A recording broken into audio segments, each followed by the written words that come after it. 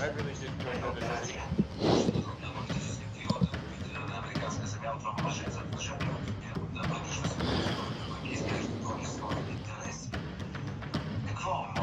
I wasn't wrong. Reserve time.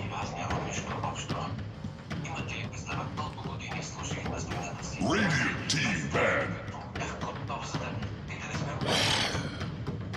Admiral Conker. Radiant team pick. All right, guys, welcome back. We got China to finish things off here. Looking forward to this one.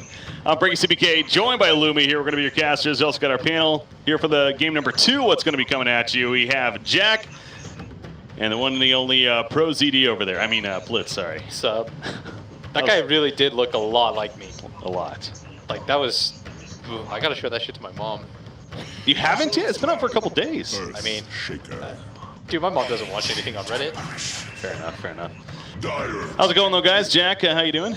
Pretty good. I haven't been able to watch as much Chinese Dota as usual or throughout this qualifier, but you know, glad to be in here for this quick panel. And we have the draft underway here, but some storylines here as well. Like Vici obviously made some changes recently. I'm heading over to coach from eHome once they had the addition of Chuan. We need someone to kind of connect more with him and help him get through to the players, and obviously Hao's return as well. But for someone who's played against both these teams recently at multiple tournaments, Blitz? Alright, so we actually rated IGV higher than Vici after we played Vici. We thought that Vici was actually kind of slow. Like something felt off about their playstyle. Like it didn't really click. We didn't understand. Because I think China is really different from America. For example, in America, if you get hold inside your base, like you get really impatient and you're just gonna make a play. Whereas in China, they'll sit on the high ground forever, and they'll just let you farm everywhere until you make a mistake and you get impatient yourself. It's like a really weird stylistic difference. Well, for LGD, their name has been made a pun to be like OD, which is come high ground. Notorious back in the day for the high ground defense. And you mentioned slow. Ancient Apparition is a hero that has been pretty popular in the region, along with the Bloodseeker. A couple of lineups that I've seen from teams here, I almost want to call it the bog, where like it's a bunch of slows, like not too much stunner table. There's some kind of slow combo, like where there's Death Prophet, Ancient Apparition, and they seem to bog you down. AA has been a big part of that play. Alright, so we just came off casting the first game, and Vici Gaming did not play slow there. They played a Lifestealer Ricky combination that was no Midas, just like straight armlet, and then just went for ganks nonstop. And they had a mid Dragon Knight, and guess what the mid Dragon Knight built? Drums Hood. Alright, like there's nothing slow about that. That's like, oh god, we gotta win the game in 15 or we're donezo. It's good. They did not win the game in 15. How's Hood Dragon Knight was not on point. They got ran over, and this is the exact same start that LGD had last game. They went open with Earthshaker and AA, and they paired it with a Chaos Knight last game, really to take advantage of the cold feet in the laning stage. So we'll see if LGD is going to go back to that. Although I think it's kind of hard to do it against Cogs and Torrents and stuff. To get everyone caught up, once again, I know we're just switching over to the main stream here, coming up with some Chinese action. Obviously, the North American region finishing up there. Once again, congratulations, DC.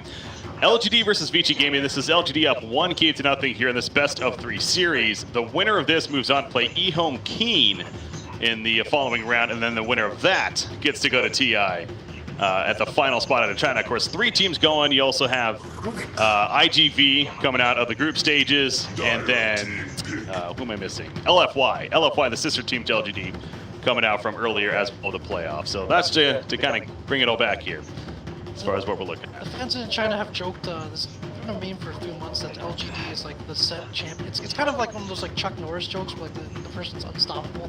So LGD is like the set TI7 champion. So we'll see if that ultimately comes true. They'll have to first make it to TI. They've been one of the in China recently, but keeping the summit had kind of mixed results there. So looking to find a little more. EHome K has been one of the pleasant surprises of the scene. They've actually been better than the eHome main team for quite a few months already. And I think they finished above them in like DPL as well, when eHome was actually relegated to Tier 2 of that DPL season. And then their captain, Rong, has a lot of experience as well. I think he was the captain for the IG main squad last year. Either IG or IGV. IG at last year's TI. Okay. So an experienced player. Storm Spirit. They made a deep run to this tournament. We're going to get the chance to see them again. The winner, they face the winner of this series. Now, interesting development here. Obviously, Vici coming out for Vici. Storm Spirit, up until the Storm Spirit, this was the exact same draft for LGD, by the way. But they're throwing a Storm Spirit now for their mid option. No, they had a bounty instead of Rubik. Did they? Yeah. Similar enough. Oh, that's right. Yeah, they had the bounty hunter themselves. That is right. Silencer mid for Vici would be so cool, but I'm not sure if they run it here. There's like a stylistic difference, because if this was NA, this would be like an instant Quapper Lina pick. But I noticed, especially in China, Lina isn't as valued of a hero. Yeah. So like half the time I see it unpicked or untouched entirely. Like if this were any other region, I'd say Lina or Quap right now. But last time I think we played something like this, we got Silencer. It was like some scrim we played in China. We had a very similar lineup to what LGD has, and they just counterpicked in a Silencer. Who is it that we played? It was Newbie. They do. Silencer feels like especially disgusting as an early lane matchup. It kind of enables like possibly an early win as well. If they expect a team fight, which seems to happen a bit more often in the Chinese region, it feels like with Lina you want to be getting pickoffs and such as well. For the Silencer, you can take that much earlier, like 5. Is Visage popular? Like that's a pretty out of nowhere Visage. I think it's pretty out of nowhere in this case too. We've been actually focusing a lot on the Southeast Asia region, so I haven't watched a lot of China ourselves over these last couple of days. But doing quick research, getting ready for tonight here, I can't say I saw a lot of Visage, especially from these teams here. So I want to say this is a pretty rare pick coming out of Vici. Yeah. What I'm confused about is, okay, so LGD reveals their mid laner, right? They show Storm. If you're Vici here, don't you reveal? I guess it doesn't really matter because LGD have the very last pick. Yeah. Yes, they would. So then it doesn't actually really matter. I was gonna say, because normally in this position, after you see the enemy mid laner, then you take your mid laner and you try to match up carries. But I guess that's in favor of LGD, because you have to reveal something at this point. So they ban the Quap and they take Ember instead. That's all right. So if I'm LGD-Gaming, I pick anti-mage and say GG. I'm out of this game. So you like the anti-mage here. Ember Spirit's been kind of I'm okay with Void too. Yeah. Faceless Void. Yeah. Ember Spirit, though, from what I've been hearing amongst other casters here, it seems like that he doesn't really fit in the meta right now. He seems like he's just not the best mid option. He doesn't really win a lot of lanes. Is that justifiable, you think, Blitz? This is one of the better ones for him. Gotcha. It is the Void. It has to be Void or AM there. The reason why... So I thought AM because AM matches up well against all these heroes, but pacing-wise, you want Void because he counters... He doesn't really counter Ember, but he counters the other 4 heroes really well. Like, if you're a Clockwork player, you want to be able to mess with the safe lane, right? Or you want to be able to mess with the mid, but once it gets to... Once you're past level 6, Void and Storm do not care at all about Clockwork. That's why AM would have also fit as a hero, but maybe they just didn't like the pace. Plus, you have a ton of setup. But when it comes to the Ember Storm thing, like, Storm usually loses a lot of matchups, but Ember kind of does okay-ish against her, especially in the mid game. Jack, what do you think? Well, yeah, what you said with the Ember Spirit, like before you'd see a lot of Embers could go into the jungle to catch up. They'd have a way back into it from like a tough lane matchup. That's probably less forgiving now, obviously with the extra team. Okay. And no shrine in the jungle and stuff, so maybe a little bit harder to justify. All right, so I'll start with you guys on the couch right here before we let you go. Blitz, who do you have winning this one? I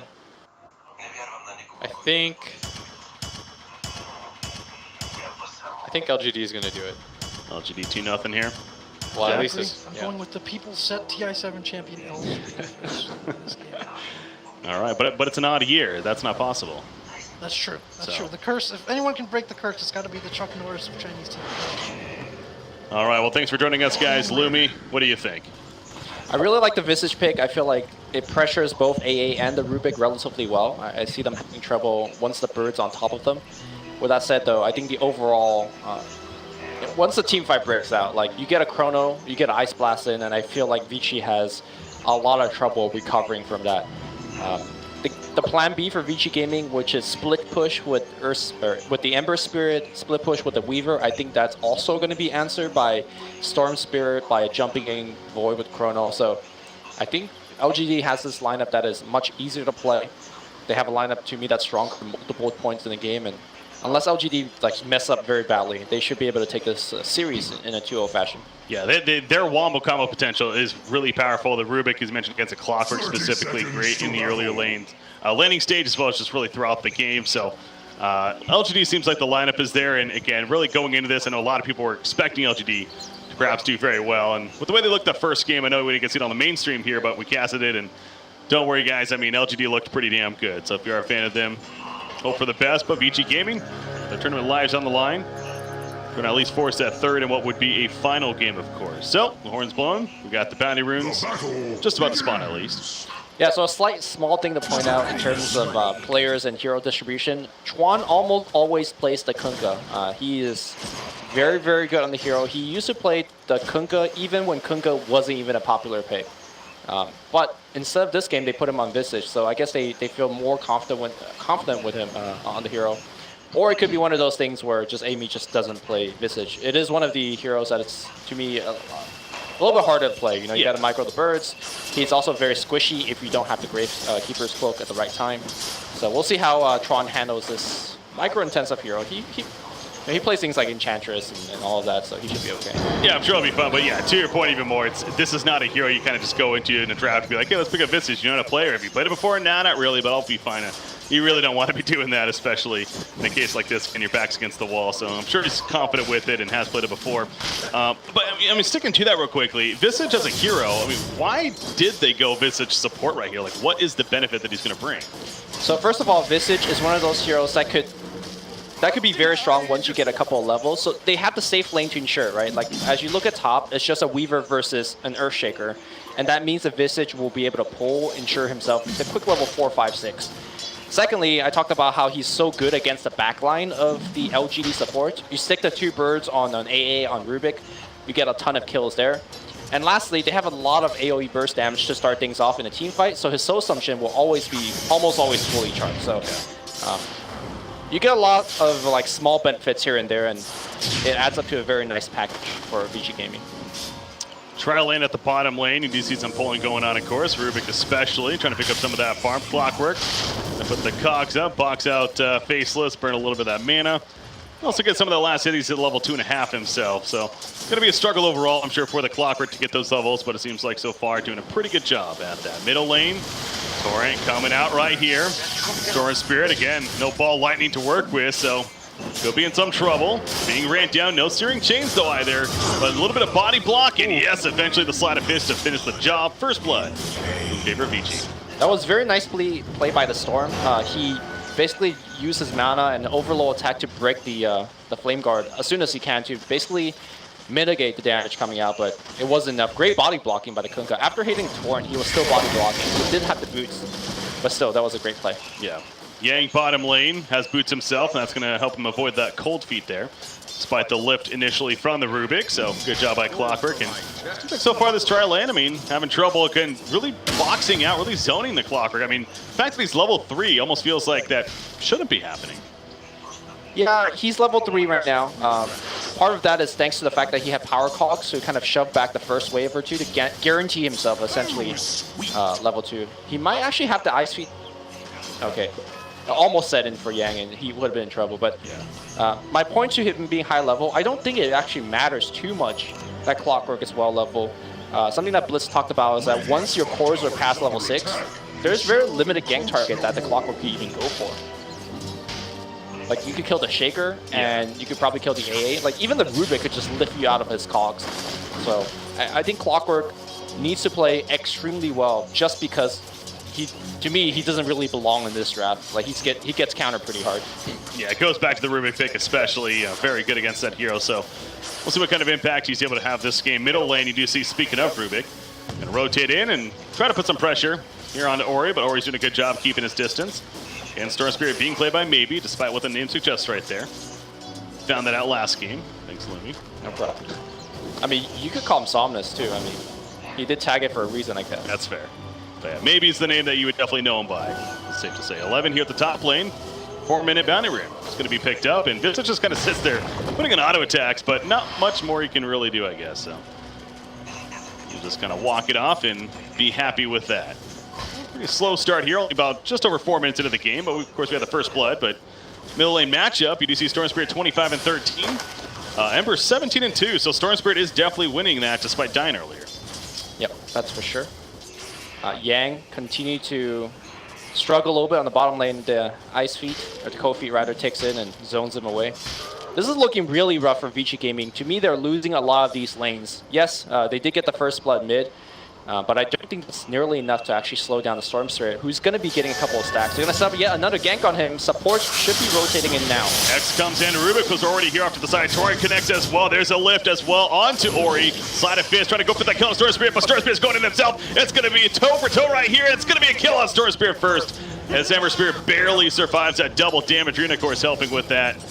Oof, quite the close exchange. Man, that was a hard man up by Maybe. Like, he walked towards the enemy tower to get that kill against a double damage Ember Spirit. Yeah. Now, obviously, hindsight's 2020. It looked like a pretty poor play, but for half a second there, I thought he would have actually got the counter kill. Then it would have been pretty hype. The thing is, though, that transitioned very nicely into the 5-minute shrine right there for Vici. Yeah. So Ori goes right back up, and it's an overall big picture. Definitely Vici very happy. That means they're going to gank him again, this time bringing Chuan as well. Visage is here, Soul Assumption ready, as well as that Grave Joke. Flies both. There's the nuke. Storm Spirit, and the rocket even flies in from the side to help finish the job. Chuan actually getting credit for the kill right there. Victoria just keeping his distance. This Storm Spirit is 0-3 to start things off here. Yeah. Also, unfortunately, that Chuan popped the slow onto the Storm, who wasn't moving anywhere anyways. If they hadn't, maybe they could have actually gotten a secondary kill on the Rubik. Top lane, How making a dive here.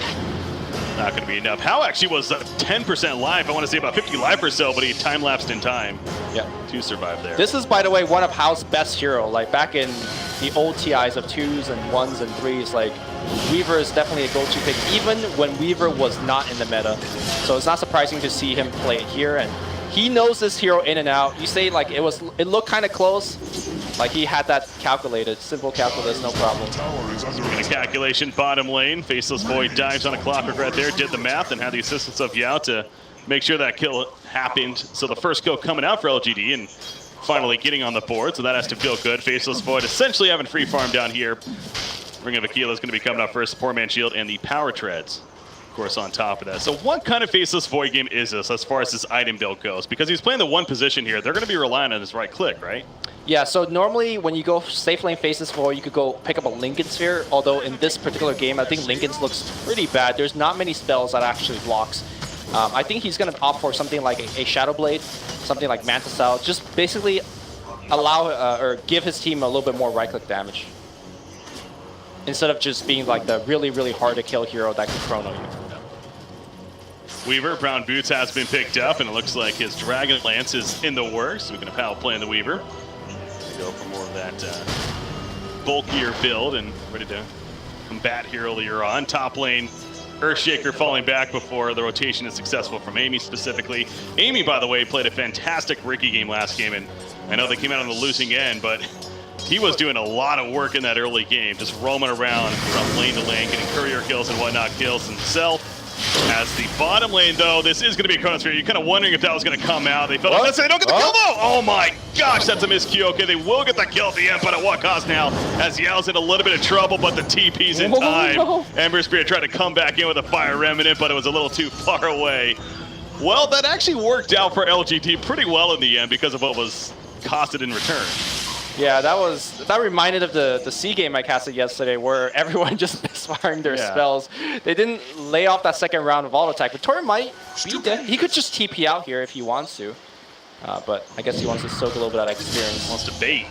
He wants to do. Meanwhile, top lane, is that a solo kill? Yes, Sure it was. is. Echo Slam used. Yep. Level 6, you find a slow speed support hero, walk up to him next to a creep wave, Echo Slam, gets the kill. But a key mistake there by Ori, did leave a Fire Remnant on the mid lane. Obviously wanted to basically get the kill and jump back, but because he left the Fire Remnant on the mid lane, it wasn't quickly enough to burst down the Ancient Apparition. X marks the spot, pulls back Yao. Earthshaker is not really nearby, he's pretty much left on his own. And this was a smoke gank coming out from Vici, not that it would have been really seen anyways, to be fair. But still a successful gank nonetheless. Of course, the slight move speed increase.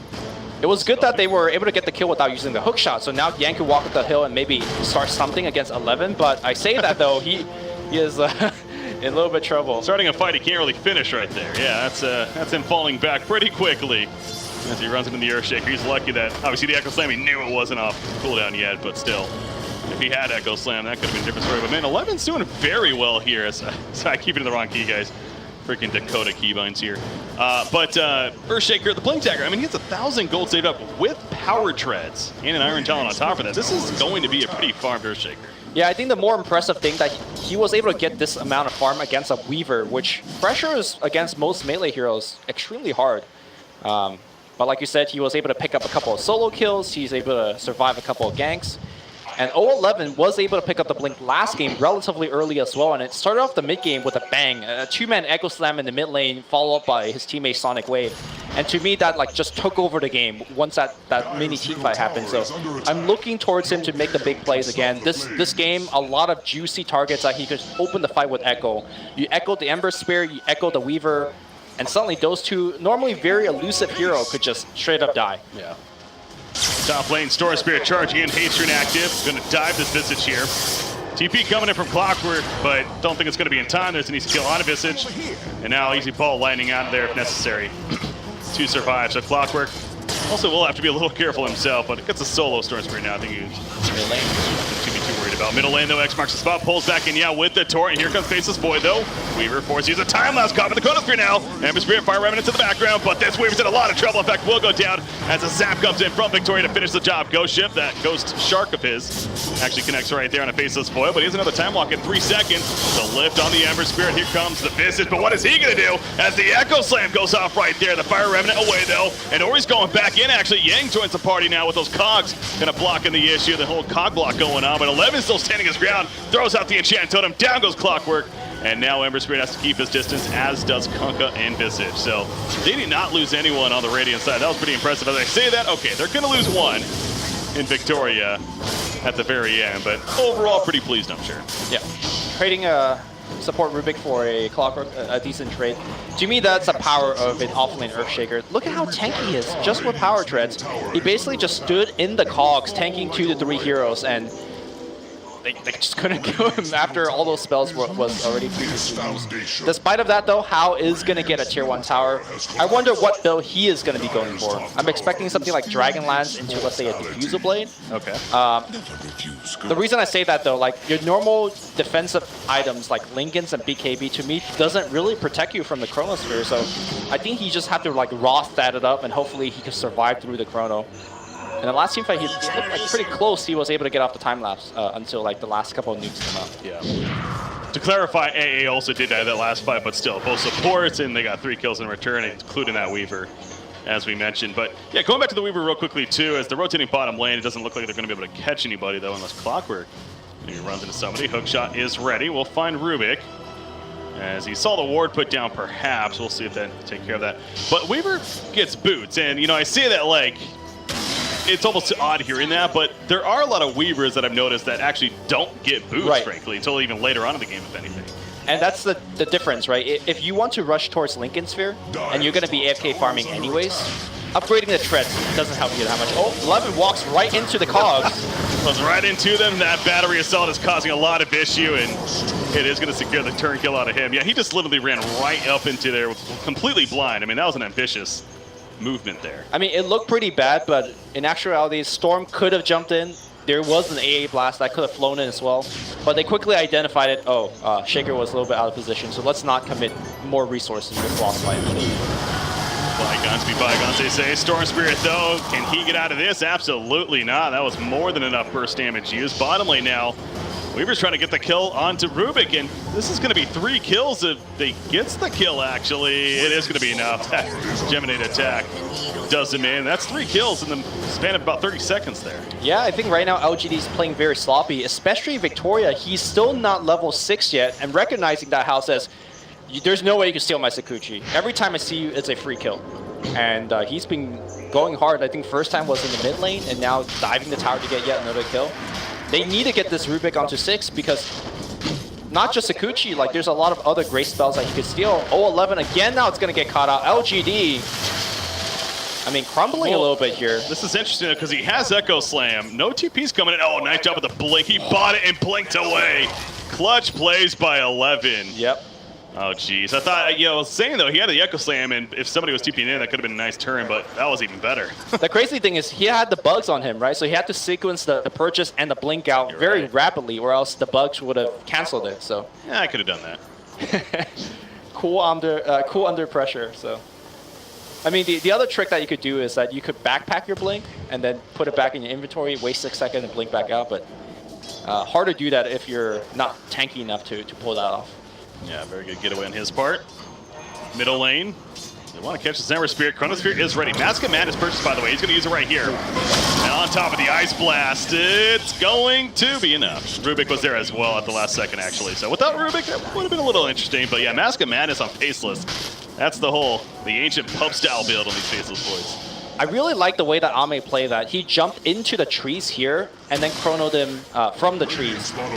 Instead of jumping, let's say, right on top of the Ember, right? Like, if you jump right on top of the Ember, he just, like, jumps back out with his Fire Remnant. So, chronoing from the trees was the only way to get that kill, and they played it perfectly. I noticed that, too, so I'm glad you kind of answered my question without me asking it as far as that movement. That makes sense, though, because, yeah, with these top-tier players, they figure he would have been able to react in time. Yeah. He went on top. Ember Spirit, by the way, drums. Speaking of, he likes drums, man. He went that on Dragonite last game. Yes, he did. I mean, I think this game, it's more so for like just getting some extra tankiness, and it does help his team brawl a little bit earlier. And I think it's okay for Ember to build this kind of build because you're mostly spell damage anyways. Battery Assault Wars coming at you right here as he steals it, and that will be a death on the, and never mind, he hookshot it away. Oh my god. The plays. The plays indeed. The cogs into the hookshot away. He survives actually. Top lane, AA was actually picked off in the boundary area while that was happening, so well played. I hear an X marks the spot going off somewhere on itself just to pick up that haste and get away, but yeah, beautiful escape there. I feel like LGD is kind of playing to the pacing of the game of Vici Gaming when they don't have to. Like, they have two very elusive, hard-to-gank cores. If they just slow down the pacing of the game and just farm, they should be able to extend very strongly into the mid-late game. But instead, I see their supports being very active. And normally that's a good thing, but right now they're getting picked left and right.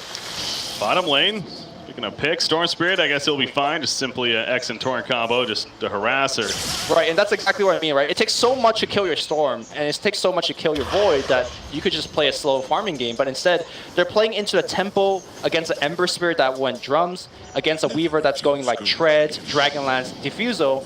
You know Vici wants to fight early, but LGD, despite of that, is fighting into them with heroes that like Rubik and AA are just very squishy in the front. LGD's trying to be aggressive though. That Echo Slam, it's still level 1 unfortunately for a Shaker, but they're looking for a Smoke Ink right here. Seeing if there's any target they can find. Port coming in as well from Faceless Void. He's actually going to do just a set of Ancients here. Instead, AA will just put some more offensive vision out, and as we see on the mini-map, it doesn't seem like they're going to be running into anyone anytime soon here. Maelstrom is going to be the next item of choice for Faceless, so he's going to keep up that attack speed. Kind of gets massive stun procs in between the time lock ability. For now, as you mentioned, just keep on farming. That's the name of the game. Storm Spirit, he's well on his way to finishing that Bloodstone. Keeps pushing out the bottom lane, but we're going to see a group up now from Vici here at the top. Never mind. It looked like that they were going to push the tower as a team, but they decided to fall back, actually. Radiant structures. Weaver Diffusal Blade, you were talking about that possibility, and sure enough, it is coming out here. I'm really worried for the likes of AA and Rubik as these fights break out. Because Weaver, all he's going to do is just like go to the back line and just kill these two supports. And there's not a damn thing they could do about it. Technically, the Rubik can steal Sakuchi and zip away, but as experienced as Hao is, I'm sure he will protect the Sakuchi steal by like throwing out a swarm in between and just kill Victoria if he's going for that kill. See, moving as a team up here is LGD, at least the 3 of them. You got AA as well as Rubik and the Earthshaker, and even counterwording in the process. Earthshaker's not afraid to be in the front lines. He has a Force Staff now queued up. You go with the Blink, of course. Force Staff, especially against the likes of a Clockwork. Very good item to have. Not even like a Kunko, you can argue. Just in general. I mean, Force Staff, for what it's worth, for how much gold you spend on it, it's such an efficient item. But yeah, we see up here, 11 gets caught, actually. The Familiar is slamming down into the ground to help finish the job on top of a Battery Assault. And Tron actually last hit credit there with the Soul Assumption.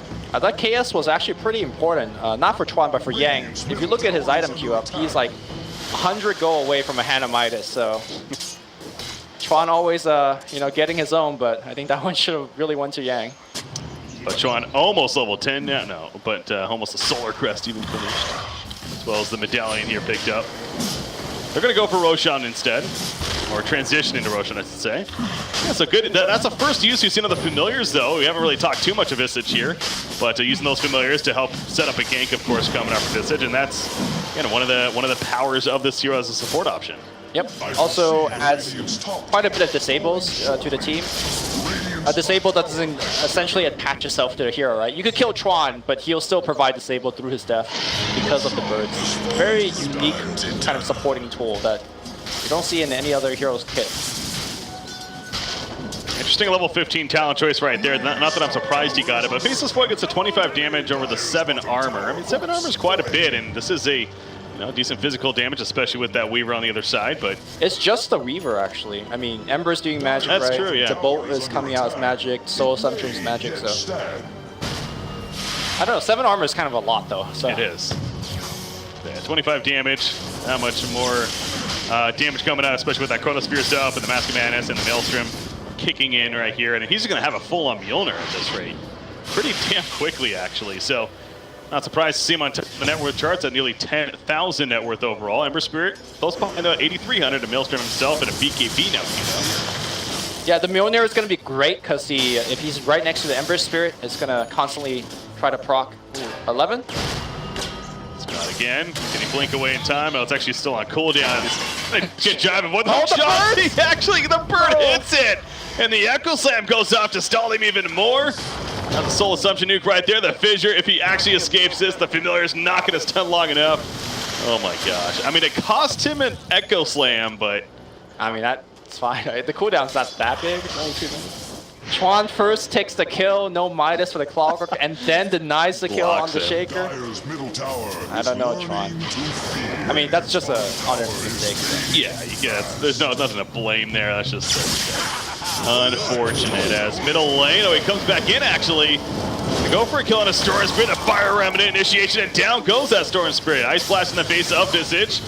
At least they're going to get the turn kill on a Visage, but AA also will fall. So a 2-for-1 as Rory gets the better of this middle spree. Top lane X onto Ame. Ame just chronos and goes right on Kunkka, but the X callback. He still wants it though. Time dilation. He gets the kill. The Cog's not in time. In comes the Shark, but he's going to avoid it actually with the time walk right there. He gets a double kill. And the bottom lane, I was also watching Weaver. He's actually still trying to get out of this. Shikuchi was taken by Victoria, by the way. You want to go back in because of the presence of Ember Spirit too. And in fact, Rubik, he gets blown up. Earthshaker. I don't think they have a stopper for him. Yep. So he's good. Well, I mean, it's hard to kind of really, like, that wasn't bad for Vici, but a double kill for Faceless at the top lane by himself is pretty good. I mean, at the same time, I feel like Hao is also getting to a point where I feel like he's pretty unstoppable. But yeah, I'd much rather to be on LGD side, because the ultimate trump card is still the Chrono on top of the Weaver. Like, despite how farmed the Weaver is, I'm not sure if he could survive a Chrono if they throw everything on top of him, and they likely will. Hey, you know that big Echo Slam's coming too. 20-second cooldown still on it left for Earthshaker. They're going to try to make a play on a Hao down here, though. Ice Blast on top of him with the Fissure initiation, the lift, a great execution from LGD. Who needs a Chronosphere when you have 3 other heroes putting out the CC? Instead, Ori, Flame Guard's up, but gets the 1 code A. Nice job with the Remnant 4, catches her Shaker, or Echo Slam coming up on second. Yeah, he's not going to use it. Thought he might have gone for a turn. But actually, Faceless is still farming over in his Ancients. He doesn't have a TP, or he does, but and they chose it's best not to really try to help. I mean, I guess they got the Weaver kill, and they were just happy with that at least. Well, there's no reason for them to come back, because he doesn't have a Chrono anyways, right? So he comes back, he's a big melee creep that can hit really hard, essentially. So recognizing that, he said, look, I'm just going to get my farm, and you guys do you. Like you mentioned, he does have the Mjolnir finish. One thing I do want to mention about that is that the Weaver does have the Diffusal Blade now, so you could just easily purge off the Lightning Shield. So I'm not sure how big of an effect that will ultimately have in a team fight. Yeah. Something else to keep in mind, AA constantly applying that chilling touch, at least when he's nearby, especially with the Faceless Void, is going to be pretty huge as far as damage output goes in these fights. What else did I notice, though, too? I was going to be... Oh, yeah, BKB's almost finished on Faceless Void, actually, as well. But yeah, Storm Spirit Bloodstone is down to 8 charges. He did die shortly after he got it, unfortunately. Rubik's going to get picked up in the middle lane, meanwhile. Now, Storm Spirit does have a Yules to follow, but already being down to 8 charges, that definitely stings a little bit. Vici, though, this is their game plan. Kind of ramp up the tempo, ramp up the aggression, finds a Rubik behind tier 2. Uh-oh. They're going to catch, actually, the Earthshaker right here. The tier 2 is still up on top of this, but Earthshaker's like, screw it. I'm going to take out people with me. Pops the Echo Slam. The Ice Blast will get the kill on a Clockwork, and they're going further. Chronosphere comes out. Ember Spirit not caught in it, but it might not matter. He cannot get away, but Faceless Void, nice time walk. He's going to heal up. He'll survive. That wasn't Aegis, though. Did that Chrono catch anybody? It might not have, to be honest. It seemed like it was just maybe zoning people, if anything. Maybe it caught like a support on the other end of it, but I guess it got the kill, so hey. That's true. I mean, that is the thing, to be fair. Like, even if it, like, yes, you want to catch people, but if anything, maybe zone them. Like I said, I would have to really go back and look at that. But yeah, they get the Aegis burnt, so not having to deal with that now, at least. I think the Aegis was close to running out anyway, so it wasn't like the biggest loss for Vici. To me, though, I think Ember Spirit needs to make sure that it's hard to say whether that was worth it, right? Because he threw his life away for Earthshaker and a tier 2, so that seems to be okay. But as we move on more and more forward, it feels like a lot more of this game is on the shoulder of Hao. We talk about how Yang is going to have trouble scaling as a Clockwork, even with his hand Midas. Ori is throwing his life in for kills. It's really up to Hao to do that damage. Now? Yep. Chronosphere is not up. They know this. No Echo Slam either, so they're going to take advantage. They find the Earthshaker. And looking to find more out of this hook shot. Will catch the AA. The bounty root stolen right in front of him as well. To top it all off, the cherry on top right there. The pressure is real. I mean, I think Blitz and I were looking at the game in a much slower context, right? He says, look, Chinese teams sit on the base, just wait for your ultimates and then fight. But the pacing of this game is the complete 180 from what we believe to be. Yeah. And Vici Gaming just punishing LTD very heavily. He has a Chronosphere. He kind of just walks right and he pops his BKB, though. Chronosphere is going to use it. Yes, he is. He will catch a couple just on the outskirts right there. Kunkka included, it looks like, but he may not even be able to kill him. It looks like barely will be able to. The BKB is going to be wearing off, though. He has to be careful. Time lock, you can't get it off. Actually, all the mana was gone, and he's not buying back. He just bought that BKB, and if you're Vici, you probably understand that. They're going to go balls deep right here. Storm Spirit will end up denying himself, or I guess he might have just died in the end. Actually, Schwan, credit for the kill right there. Well, Ice Blast. Would it get Ori? No. Oh yeah, looks like it actually might have. They did catch him right there at the end. The Cold Feet is going to lock him down, actually. Earthshaker jumping in, does have that Echo Slam, but the battery assault causing issues. Like, screw it, I might as well use it once again, but it's not the best use of the Echo Slam. He goes down. That's 3 heroes staying dead, including the Faceless. LGD is just throwing lives at Vici right now. They're not getting anything done. They threw 3 heroes onto Ori. Ori survived. He says, look, I'm going to port home now, get full HP and Fire Remnant right back, and Hao is going to lead his team and take perhaps the first lane of Rax. The critical mistake in that team fight was the Chronosphere not catching the Ember. I think Ember was like stunned for a second or so. Had he Chrono immediately, that would have, to me, ensured the Ember kill. But instead, I think he went greedy. He wanted to min-max a little bit. And as a result, they lose a huge team fight and the melee Rax. 100% with you. Yeah, no, he held off, and I was wondering myself, I was like, when is he going to use it? And by the time he did, he gave the chance to react for Ember Spirit instead. And he also went for more like the bigger Chronosphere as far as the positioning of it, trying to catch others. So it's one of, obviously in hindsight, if he could have a second chance, he would 100% just simply use it on the Ember Spirit. Yeah, if he could choose if to get Ember or like 2 other supports, Ember is the one that he would want. But well, at this point, no point to lament about the past. Let's see what LG could do. The next big team fight is going to be at Roshan. And I think this perhaps is where LGD has the quote-unquote lead. They have Chrono back up, right? There's no way they can stop that Chrono from coming out because of BKB on the Void. So in theory, LGD should be able to have map control here and ensure that they get the Aegis. At the same time, though, Ori could be split pushing bottom. There's pressure of bigger creeps on the mid lane against the LGD high ground. So we'll see if Vici could kind of push out the side wave and steal a Roshan for themselves. To mention this earlier, I don't know if he actually had it in that last fight. It's very possible he did, but the Pipe of Insight picked up by Kunkka here. As far as the support item goes, there's a lot of magic damage here on the Radiant side as Faceless Void runs in. There is the Chronosphere, only catches Visage though. Gonna beat him down. Not even enough damage, though. He's gonna have to turn his attention instead to this point nearby. And Kunkka, they do get the kill on a Visage, and Kunkka will barely live for now. Stormspirit finishing the job with the ball landing in, gets the kill. But in the backlines, they lose in their own sports, including Earthshaker, who dies with an Echo Slam ready to go. Faceless Void, time dilation. He's gonna get caught though, and that Diffusal Blade just burning all the mana that he had. He at least has a buyback, but again, it's just the choices here from LGD just seem so sloppy as far as the Chronospheres, who they want to go on. It's not working out the best. Yeah, I feel like LGD is feeling highly pressured by the current game state, and obviously they should, so they felt like they have to take a very risky team fight. But all of the narrative that we had was, you know, your ultimate trump card is you have the Chronosphere for the Weaver, right? The problem is, how many times did we actually see the Weaver getting chronoed? 0? I don't think we've seen him get chrono. Exactly, like that's just how like out-positioning LGD as a result. And if you're looking at the end of the day, this Weaver is 4-2 and 9, outputting a ton of damage in every single team fight. And if he's not controlled by the Chronosphere, the rest of the team just can't control him. He's got a BKB. So he just gets to run around and kill everybody. And now you look at a hero like Visage, starting up the support hero. He has a Solar Crest, a Rod of Atos pickup, and he's level 15.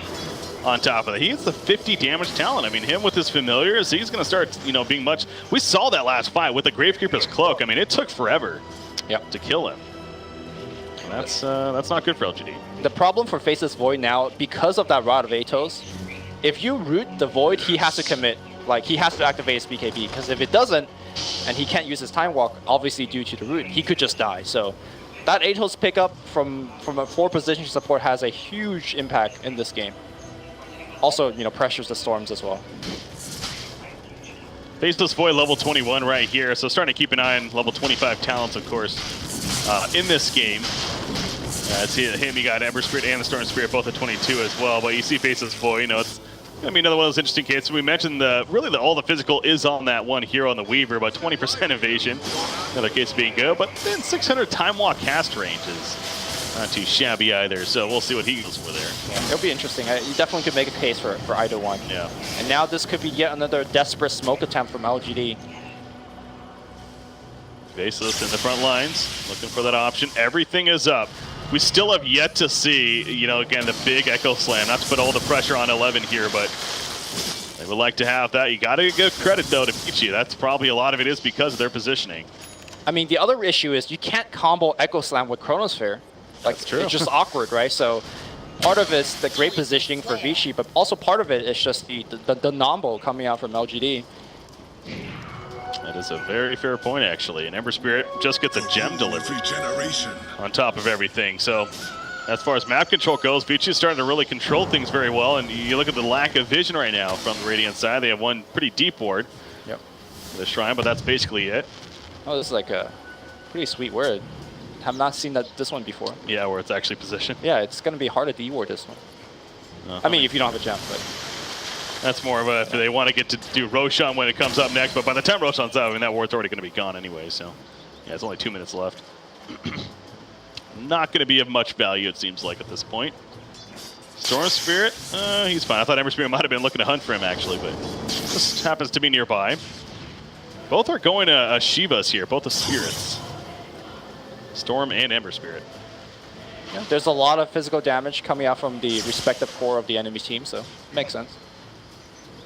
I guess for the Storm Spirit, also have to contend with the birds. Incoming. If you're Rubik here, is obviously Sakuchi goes back to being a very good ability to steal. Is that pretty much his priority? It's just stealing that ability, like, or in a fight, is he looking for more? If he could get Ghost Ship, that's the best spell he could steal for the team fight. Because that the rum is going to be huge. 11, going to just defensively TP out. That was it. I mean, he had teammates nearby, but again, already taking the damage from Weaver. They don't have all that information, and the Diffusal Blade kicking in too. You just saw his mana start to disappear. Yep. He doesn't want that. Also, no need to risk your life for a tier 2. The big fight is going to be the high ground.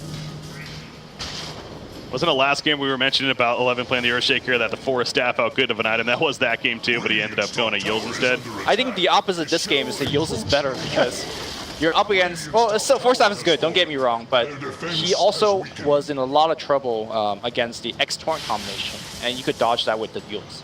So in a perfect row, he has both. Yeah, which he's trying to. Yeah, now. he's trying to do, but kind of poor. Obviously, there's clockwork here, and Force Staff good against him, so kind of pick your poison type of deal. Weaver, Cheese is still on him. So that with the time lapse, this is going to be a very slippery hero to kill, as he tends to be.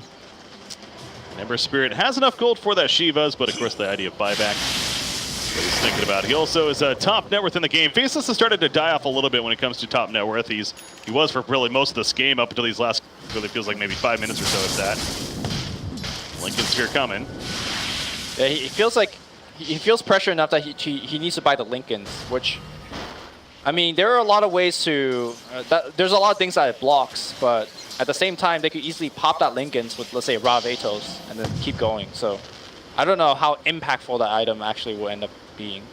Yeah, it's one of those, unfortunately, especially for one position, it's like this later on in the game, you want to be getting items that are like, okay, now they feel comfortable fighting, Lincoln Sphere, as you're getting at, is that really the answer of, oh, now they're going to be good to go, in the fight, so. And it still doesn't help you with things like, let's say, getting looted by the Ember Spirit. Like, you can make an argument that getting Mantis out to, get out of routes like from Rod of Atos and whatnot might be perhaps even better, but, obviously he feels differently, so.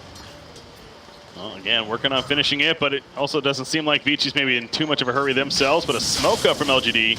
Trying to really bait out Faceless Void here, it seems like, but you already have Vici falling back. Almost as if they might have seen something. Aegis timer is okay. What they want to punish. It just timed out, so they want to make a play. And the Dire scans them too. Yep, they saw this coming, so they have a very good idea now of what's coming up. And they're going to fall back. Clockwork, its Heaven's Halberd has been finished, actually. That's just, that's not in that. We should really almost expect to see at least one a game. Nowadays, it feels like. Also taking over the Solar Crest in a lot of ways. Bottom lane. Sorry, which item? Heaven's Halberd? Heaven's Halberd, yeah. I still feel like that item is underpurchased. It's just so good. Yeah. For the value, yeah. They just keep on buffing it, man. They buffed it a lot over time here. It is a strong, strong item. So yeah, Clockwork taking advantage of it here. But you see the counter smoking from Vici is also not going to end up in much, though. Both teams are in a very play-safe mode and mindset here. Roshan, of course, as you mentioned, is definitely the next key for unlocking that. I feel like I might have a confirmation bias of some sort, but from my memory, it feels like the Chinese smoke gangs have like the lowest connection rate compared to all the other regions. And my personal theory on that is when they smoke gang, they always, it feels like they take way too many heroes. So from the enemy side's perspective, certainly when all 5 heroes disappear from the map, it's perhaps a little bit too obvious. Again, that could be confirmation bias. I don't watch every single Dota game, so I might just be watching those ones. But no, that's a fair point, actually. Every time I see a smoke gang fail, I'm like, yep, Chinese Dota. Just saw an example right there of both sides doing the same timings, really, and running into each other. So Visage does actually have his Zags now coming, so now that we're getting to the later game style, Visage is going to get that 3rd familiar coming out as a result of the Ag, so just more power from him. And Weaver even, I have Scotty's actually just about finished too, so the more time he gets to farm, I mean, the more dangerous. You already mentioned he's getting to an unkillable point. I mean, I have Scotty's going to almost feel like it is going to be the difference maker. As far as making it just so difficult to take him out again, unless they land that Chronosphere. Really a wombo combo of sorts is going to be necessary here from LGD, which they have that potential, just a matter of it all coming together. And it's hard to come together, right? Again, how do you chain Echo Slam into Chrono in a way where your Shaker gets to attack? I guess Ame could land a Chronosphere where the Weaver is just at the side, so that everyone could attack into it. I think the ideal fight is that Faceless initiates on a Weaver, just look to use Chronosphere simply on Weaver, and then Echo Slam AA ulti on the other supports, on everyone else basically. Like, that's the godlike initiation. I mean, there's also this thing where like Weaver could just buy back a time lapse back into the fight if he thinks, look, you committed all your spells, you got nothing left. I could just do that. With that said, though, that plays have been made in the past, and you just lose the game because you die a 2nd time if you just like misjudge it. Yeah, that could be dangerous. I think ND has made that play in the past. Oh, you just had to give him a shout. Shout out to my boy. Well, he qualified for TI. Yeah, so that's fine. That's an eye of Scotty finished on Weaver there, and that means he doesn't have a buyback currently, but again, it's good luck killing him. 2600 life, time lapse, cheese on top of that. Very, very slippery. Roshan is up in 10 seconds though, so here we go with the fight for Roshan beginning. Familiar's already there scouting it. So the dire side is going to get that information in just a second. I'm sure the ping's going to come out immediately right after. Oh, Ember Spirit, that was close. Yeah, I've noticed that throughout this game. They've been really abusing the X marks the spot quite a bit.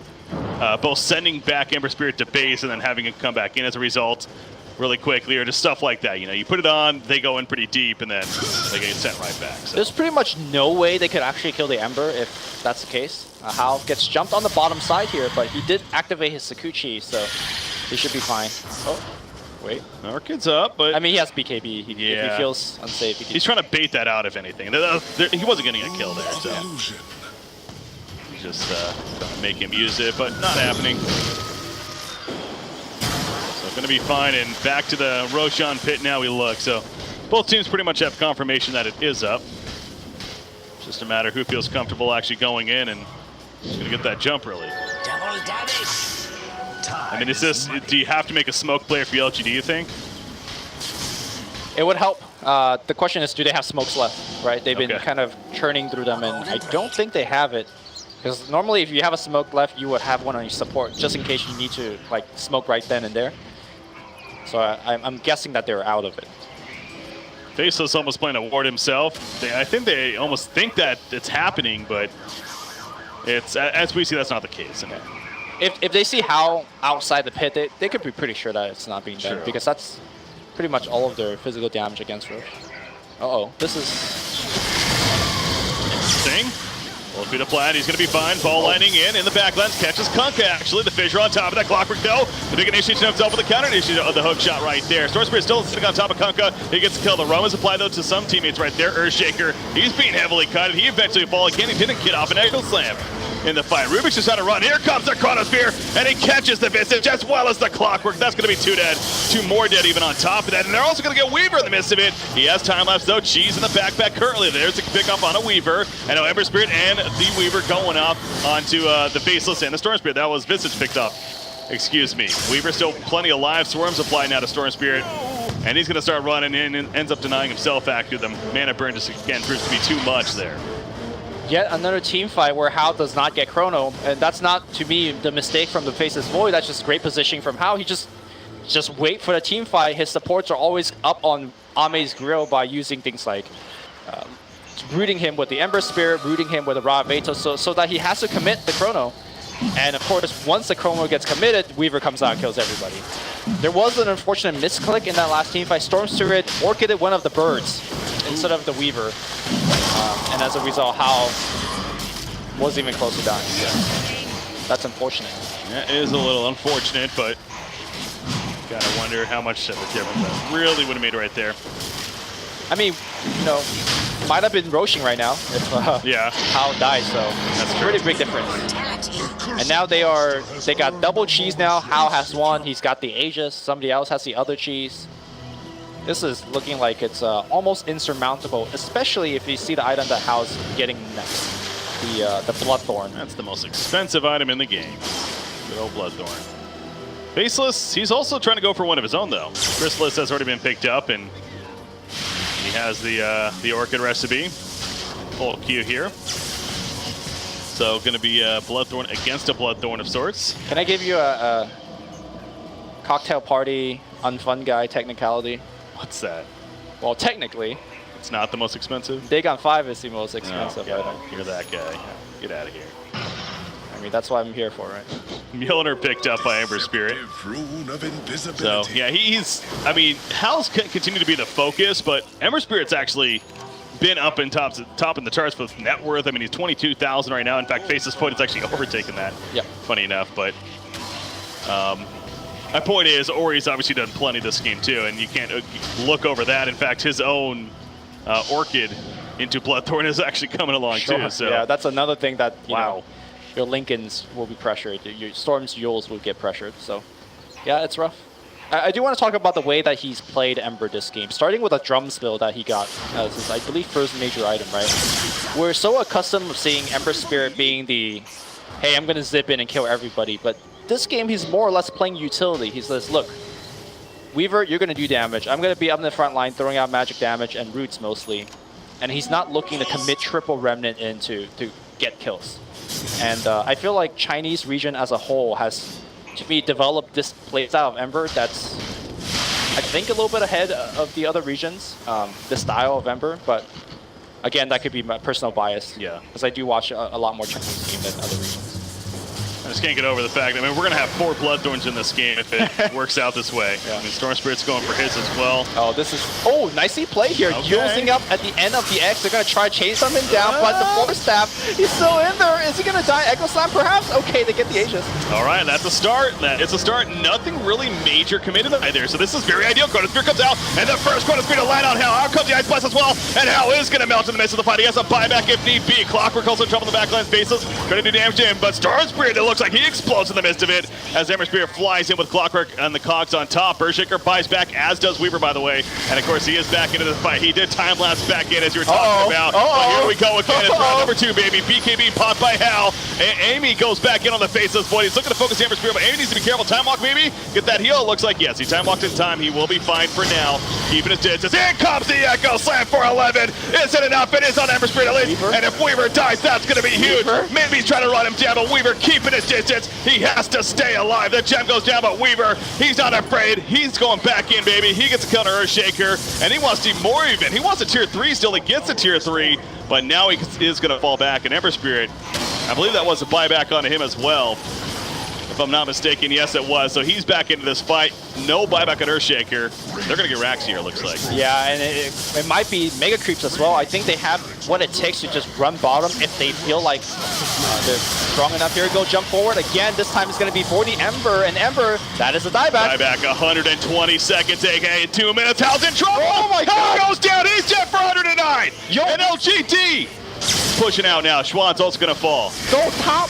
There's no towers to go top. They could just like take racks. I don't know if they can go throw them. That's a lot of buildings in the way. I doubt it, but this is an opening that 5 minutes ago, if you told me this scenario, I said, Bricky, you crazy, because that's not going to happen.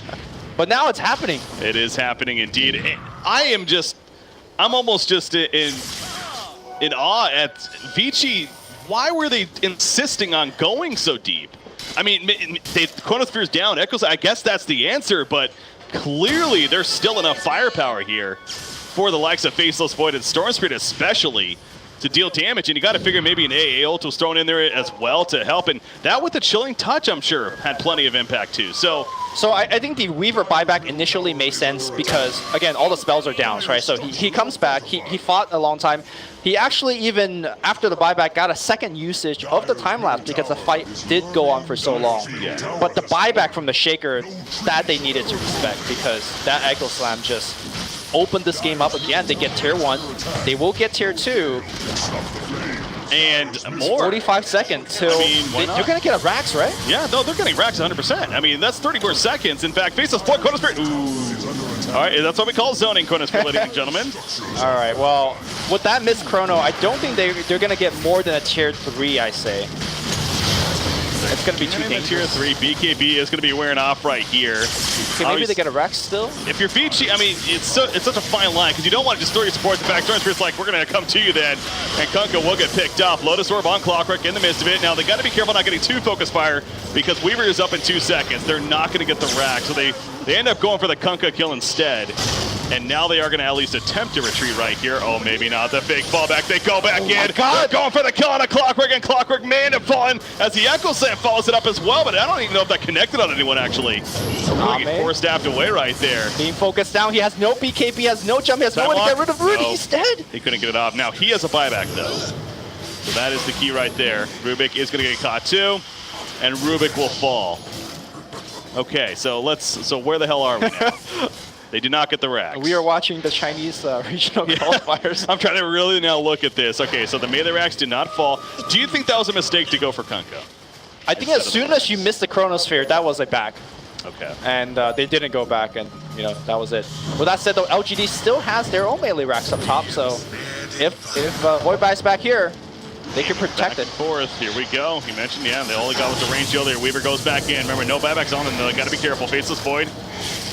Chronos in 20. They do catch AA, and that will be a melee Rex kill. Without the Chronosphere, I don't think Faceless figures it's just not worth the buyback at this point. Well, Vici says, look, if you don't buy back, we're going to keep pushing until you do buy back. So I think the buyback will get forced out regardless. It's up to 5 now. And he does have a Bloodthorn, of course. So yeah, here we go. Storm Spirit goes in. There's the buyback. He didn't catch anyone, though. He gets rooted by a lot of Atos. Going for Visage. Visage taking some good damage. Waiting for the Chronosphere. He's not going to use it on just a solo Visage. That'd be silly. Clockwork, also the only one left behind. So Vici just really retreats there, which is definitely the smart move. Yeah. So that just goes back to the decision of the Faceless Void, right? Had he just buyback before he lost the top racks, maybe Vici just backs off and respect the buyback. And they didn't have to lose that racks, but then we're playing the what if game, so obviously LGD very far behind now. The next point of contention is Roshan, which is spawning in about, 30 seconds or 3 minutes. We'll see. Secondary Orchid / Bloodthorns are coming out on the side of Vici. Okay. Just can't believe that still. Yeah, Faceless has his. And of course on the other side, Ember Spirit has almost got his finish. Weaver actually is still working. So yeah, Faceless is the only one with, isn't he? Okay. Right now, Storm Spirit getting close to his. So yeah, that's going to be a very big item in this game. On both sides here. It's a Shrine kill though. Faceless in the way and LGD. At least get that taken out. But again, they do not have any racks yet. They've lost their middle and their top racks here. Chronosphere is back up. Oh, smoke. Whoa, he's going deep for this. Really wants this kill. He does have the echo. He's going to go off right there. Storm Spirit. They catch Kunkka. Kunkka's staying dead for about 70. BKB popped by Ori though, and he'll, well, not too much, I guess. This Storm is making plays here, and they still have the Chronosphere in reserve, so they're saying, look, we're going to do Roche now, if it's up. And if you come, we have the Chronosphere for you. But unfortunately for LGD, it is not a, if they just wait there for 10 more seconds, they can get Aegis. Yeah, this is huge. Patience, LGD, patience. I think the Ice Vortex should scout it out. It should last long enough.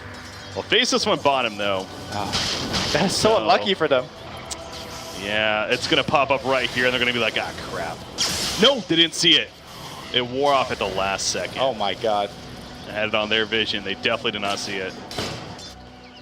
Yao could just Ice Vortex it again, although he seems to have no intention to do so. But, LGD still needs to take care of the wave. They are down 2 sets of racks now. Cannot allow bottom to be pressured. And also at this time, when you're down so many racks, it's Visage as a support hero. Look at what he's doing right now. He's just shoving out waves with birds on the bottom side. And if you leave backdoor protection unintended to, those birds will take your Rakdos.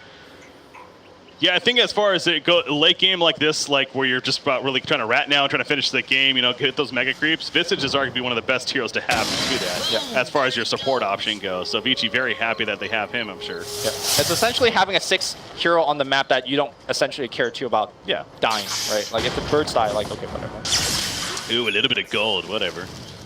Yeah, it might be the Bloodthorn though for Storm Spirit, and actually, yeah, he does have his Bloodthorn. This is a SMY that's 52 minutes in. On Faceless? Oh, yeah. Huh. Wait. And he has a Yasha queued up. What happened here?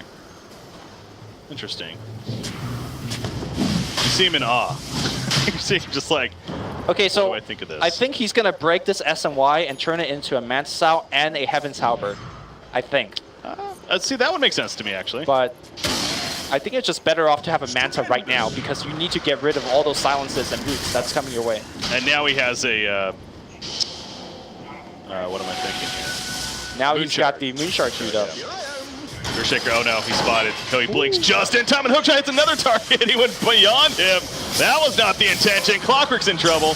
Chronosphere's ready though. He wants his Chronosphere, gets Weaver. He caught Weaver right here with the stun. The Chronosphere's up the Ice Blast on top as well. And that's a dead Weaver again. Now this time he does have the buyback. Use it immediately. Time lapse is back in. And here we go. Round number 2 once again. Ember Spirit, BKB is up. He has to get out. Hex actually onto that Faceless Void. Mjolnir returning plenty of damage, but Faceless Void, he may very likely fall. He could not get the time lock. He's dead for 108. And this could be the beginning of the end, although Ember Spirit goes down. If they get Storm Spirit, they're not going to though. He keeps his distance. He'll be fine. So maybe not so much, but they're not going to have a Faceless for the next minute and a half right here. Yeah, and I think that minute and a half is more than enough time here for Vici Gaming to claim the last 2 racks, or just go for a GG depending how they feel. okay, we feel like Roshan, so they go back for that. That's perhaps the ultimate safe play, because Hao did buy back and time-lapse back into it.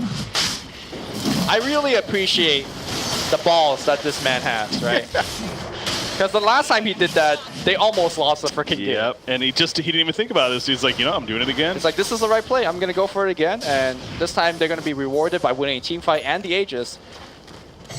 But this reminds me of the last game between Clutch Gamer and Execration yesterday, in a sense that this game shouldn't be as close. And look, here comes LGD. Chronosphere, no Echo Slam, who cares? Storm Spirit jumps in, pretty decent timing actually. Will pull in the Weaver, ship comes out, the Rum Flied. Down goes the Aegis, is picked up by Hao actually, as Roshan is picked off. So that's the key target for Vici right there. He pops his BKB, Storm Spirit now being stun locked. Needs to get the hell on out of here. Nice Torrent though on top of that, and he is going to barely be able to ball lightning. The final auto attacks coming out are not enough damage to finish him off actually, but Rocket. got what they came for, and that's the Aegis on a Weaver. Now, this is enough time to allow for Faceless Void at least to come back up. Yeah. However, so I want to bring this by you, Lumi, before we see another push right here. Instead of the success and why even into whatever his plans are, honestly, Refresher seems like it'd be a pretty badass pickup here. It depends on if you want to build offensive and defensive, but now that I think more about it, the Refresher allows you to have a second BKB essentially in a team fight. True. That too. Including another Bloodthorn even. So I'm with you, Breaky. Put you in the game. Take Ame out. Let me take over, Ame. I got this. Totally. Yeah, no, that would be a horrible idea. Me and my 6K skills. Although one thing for sure is his mana pool. Hold that thought here, as we do have Kunkka being initiated on by the Stormster. Can he actually just get the solo kill? It looks like he does. And he's down for 75. However, they get the turn on there. Actually, Chronosphere coming out. Weaver. And they missed that. He's not taking the most damage though. Instead of focus firing the Visage. And now they're going for Weaver. Weaver's dropping. If he goes down, okay, that's the Aegis pop right now. So can they make a play after the fact? Again, they will not have a second Chronosphere. Embersphere can't get out. He's staying dead as well. And now Hao, he has to just run. He cannot worry about kills right here. He has to get the hell on out. Jump, lift, bash. He gets lifted. He's going to die. That's and now a it's opening for LGD to go back here and try to finish the game in their favor some way, somehow. 56 minutes in. Yo, LGD, Gaudi means come to a high ground, guys. We got you. And that's exactly what they're doing. Defensive high ground play again. 100 seconds. I think that's more than enough time here for LGD to shove the wave across. Dude, maybe we don't know what we're talking about. SNY is the play, man. Got really the name is. in there, obviously making the difference. Going back to your suggestion to the Refresher, the one wrinkle in that problem is that his mana pool isn't the greatest, so I'm not sure whether he could get a back-to-back Chronosphere, especially if he's getting pressured by, let's say, a Diffusal Blade or by the Weaver. Whatever the case is, that doesn't matter because he doesn't have a Refresher, and they feasibly could win the game right here by LGD. Here we go, boys. Vici Gaming's lives are on the line right here. They're the ones that are down 0-1, trying to force the third game here to keep their hopes alive of TI7. And LGD on the other side of it trying to face off against Ehon Keem in the next round, which then would determine that spot. So they're going cutthroat. They're going right down the middle. We saw what happened last time. Chronosphere's up in 20, and that's right as Ember Spirit's coming up, by the way. Yeah, and 60 seconds without the Weaver. As I mentioned earlier, a lot of the team is all utility, right? Especially with the Ember Spirit going for the item builds that he's gone for. He's like saying, Weaver, you do the damage. The problem with that is if the Weaver's dead, there is no damage against the Faceless Void. They're smoking in. Now they're not going for tier 4s. I think that's key. They're going for the top lane instead. That's all right.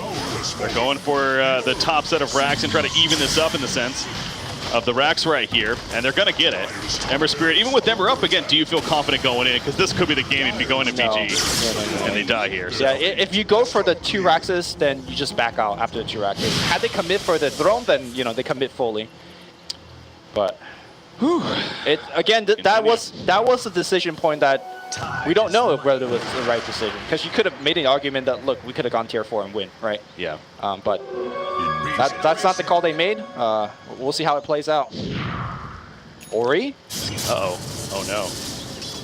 Poor bot's level 2 porting in, actually, from Storm Spirit as well, but you see a Faceless and a Storm Spirit flying in on his head. Dude, I'm at the edge of my seat right now because... Yeah.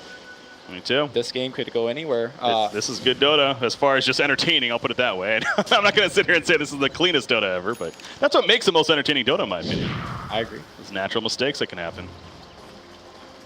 Amy? Oh my gosh, this is big. This is a game-ending fight right here. Storm Spirit just going in. They have no clue. Hook shot kind of whiffs right there. He did hit. They're locking down the Faceless Void with the scythe, though, but he pops BKB going in for the Weaver. The Chronos goes up.